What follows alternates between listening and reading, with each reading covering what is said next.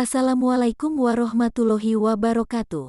Setelah kematian Muhammad pada tahun 632, kepemimpinan komunitas Muslim dipegang oleh Abu Bakar.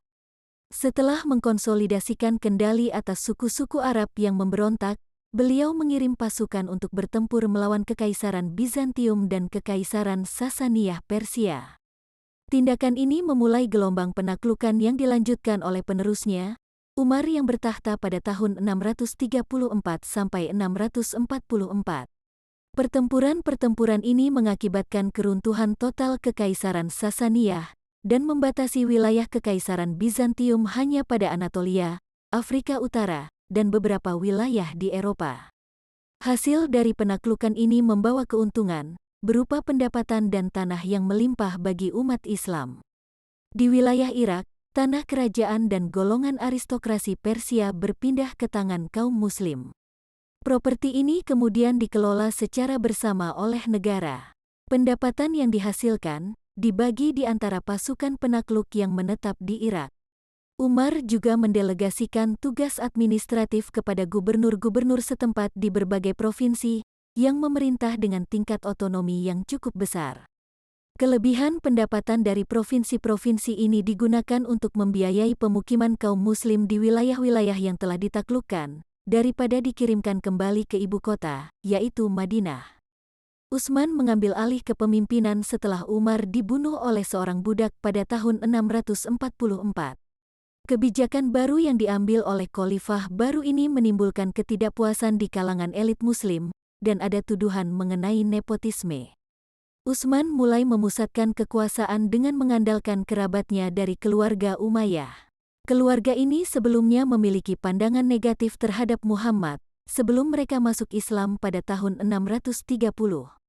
Utsman cenderung lebih memihak kepada kerabatnya daripada kepada anggota Quraisy lainnya, yang sebelumnya memiliki pengaruh signifikan selama masa pemerintahan dua khalifah sebelumnya.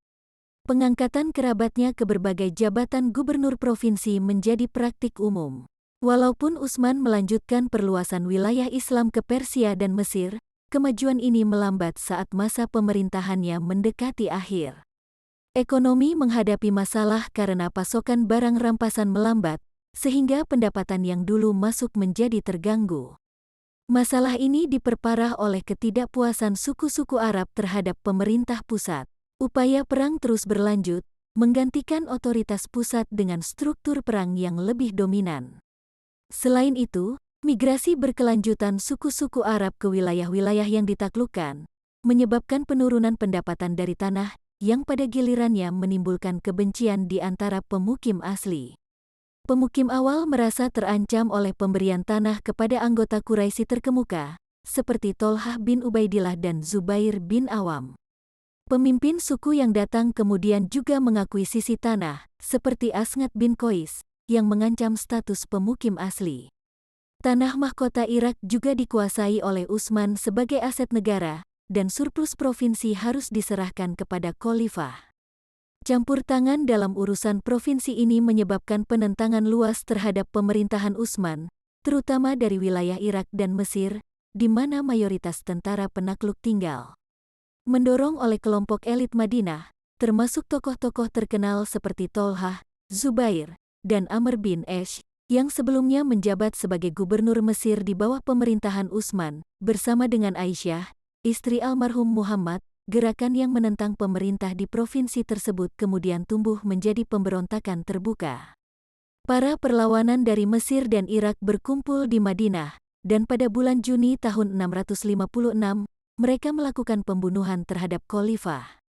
Akibatnya, Ali, sepupu dan menantu Muhammad, kemudian diangkat sebagai khalifah yang sah.